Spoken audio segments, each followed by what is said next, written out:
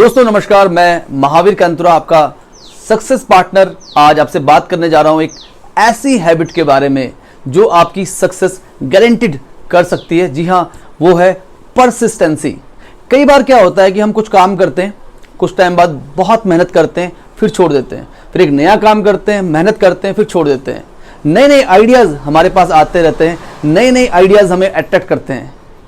Persistency एक ऐसी आदत है जो आपकी सक्सेस को गारंटेड कर सकती है। शुरुआत करते हैं एक कहानी से। एक गांव में एक सरपंच था जिसके नाचने से बारिश होती थी। सबको लगता था ये कैसे संभव है। बहुत सारे साइंटिस्ट आए, उन्होंने बहुत सारी रिसर्च की, लेकिन उनको कोई भी जवाब नहीं मिल पाया। फाइनली वो सरपंच के पास गए। उन्होंने कहा, हम देखना चाहते हैं आपके नाचने से बारिश कैसे होती है।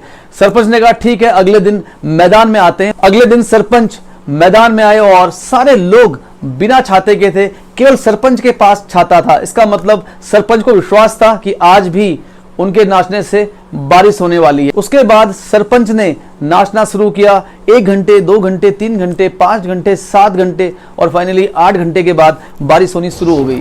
साइंटिस्ट अचरज में पड़ गए, ये कैसे हो सकता है, एक आदमी के नाचने से बारिश कैसे हो सकती है। वो सरपंच के पास गए। उन्होंने कहा, हमने हार मान ली, आप बताइए आपके नाचने से बारिश कैसे होती है।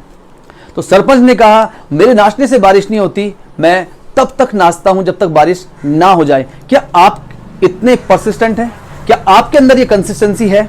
अगर हम बात करें महात्मा गांधी जी की, 1917 में चंपारण मूवमेंट के बाद अगर महात्मा गांधी जी आजादी का जो मिशन था वो छोड़ देते 1920 में, 1925 में, 1930 में, 1935 में, 1940 में, लेकिन परसिस्टेंसी का मतलब है जब तक सफलता ना मिले लगे रहना, जब तक आपका लक्ष्य हासिल ना हो लगे रहना, लगातार प्रयास करते रहना, गलतियों से सीखते रहना।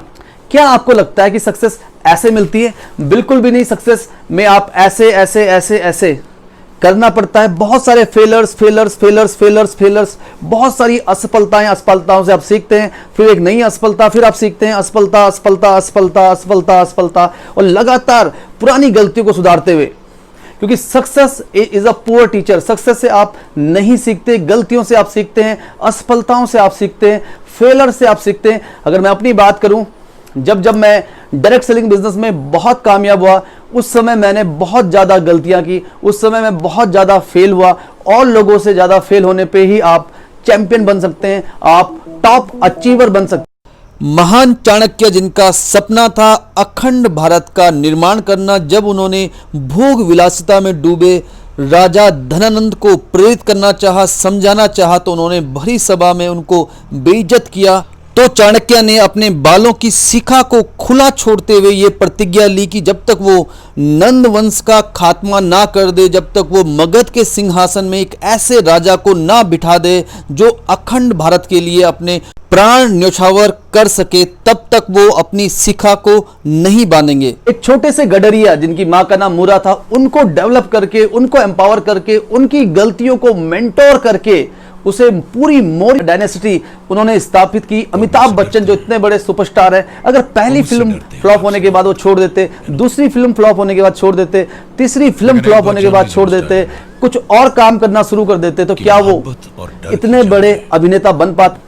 7 लगातार फ्लॉप फिल्मों के बाद आज अमिताभ बच्चन को शहंशाह कहा जाता है बॉलीवुड का।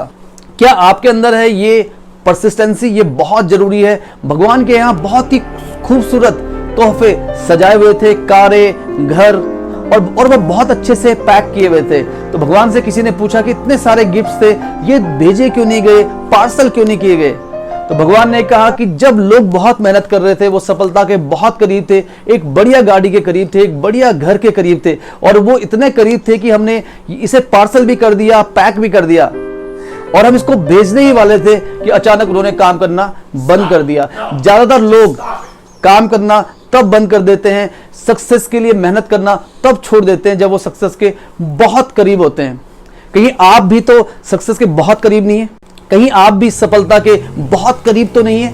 यस, कहीं ऐसा तो नहीं है कि आप बार बार प्रयास करते हैं, सफलता के बहुत करीब होते हैं, फिर छोड़ दें? दोस्तों, 2 फीट के 100 गड्ढे खोदने से पानी आने की संभावना ना के बराबर है। दोस्तों, एक गड्ढा 200 फीट का खोदेंगे तो सक्सेस जरूर मिलेगी।